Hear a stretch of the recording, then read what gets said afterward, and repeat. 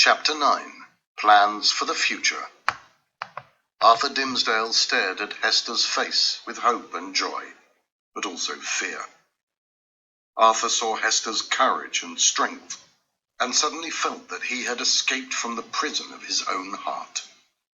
"Oh, Hester," he cried, "you're like an angel to me. I can stand again with you by my side. Life is better already. Why didn't we think of this sooner?" "Let's not look back," answered Hester softly. "The past is gone forever with this scarlet letter." As she spoke, Hester took the scarlet letter from her chest and threw it far away. It landed near a little stream. Suddenly, she felt happy and relieved. She hadn't realized how heavy the letter was until she felt the freedom of letting it go. Impulsively, she removed her cap, and her dark, shining hair fell down around her face. She was beautiful again. Heaven seemed to smile, and sunshine flooded the dark forest, transforming the fallen yellow leaves into gold. Hester smiled at Dimmesdale. "Now you can get to know Pearl," she said, clapping her hands for joy. "Our little girl. She's such a strange child. I don't really understand her myself, but I know you'll love her as much as I do, and you can help me deal with her." The minister looked concerned. "Do you think she will like and trust me? I don't know how to deal with children. I'm even a little afraid of her," he said anxiously. "Don't worry," answered Hester. "In time, she'll love you very much, and you'll love her. I'll call her now, and you can talk to her." All this time, Pearl had been busy. The forest was paradise for the lonely child, and welcomed her.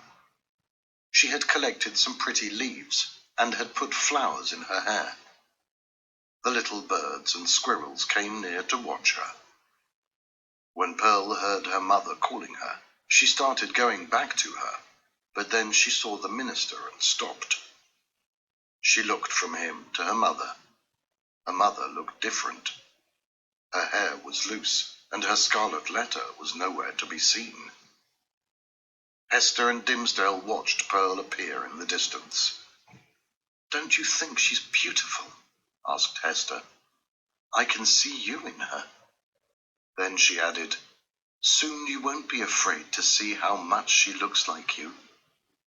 She called again to her daughter, "Come, Pearl, meet my friend. Soon he'll be your friend too." Dimmesdale saw Pearl looking at him, and he instinctively placed his hand over his heart. Pearl stood very still and pointed at her mother's chest. "Come here, Pearl," cried her mother. "Do I have to come and get you?"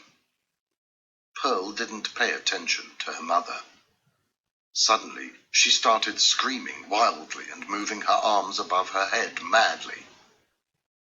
"I know what's bothering her," whispered Hester to the Reverend in alarm, and turning pale. "My hair is loose, and I'm missing something she's always seen me wear."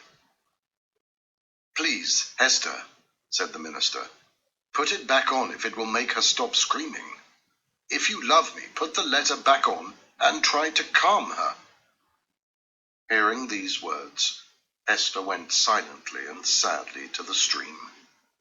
She found the scarlet letter and put it back on her dress.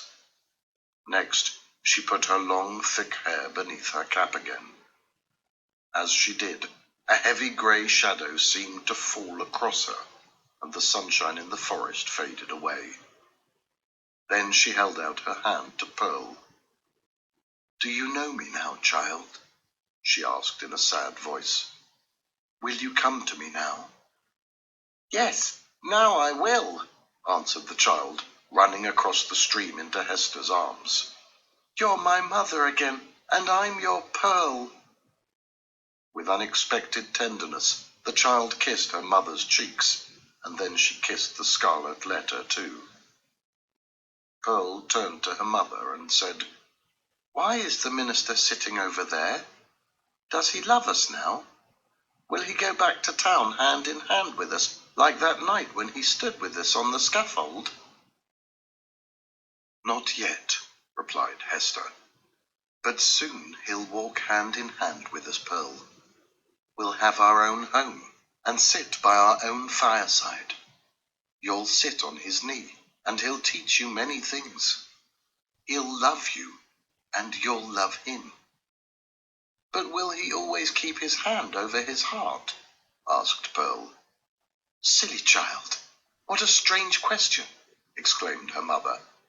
Come and talk to him. But Pearl hesitated. Perhaps she was jealous that her mother had a new friend. She was accustomed to being alone with her mother. Hester took Pearl to Dimmesdale, and he kissed her forehead. But Pearl ran away towards the stream, and washed the unwelcome kiss away. Then she stood alone, silently observing her mother and the minister as they talked, and made their plans for their future together.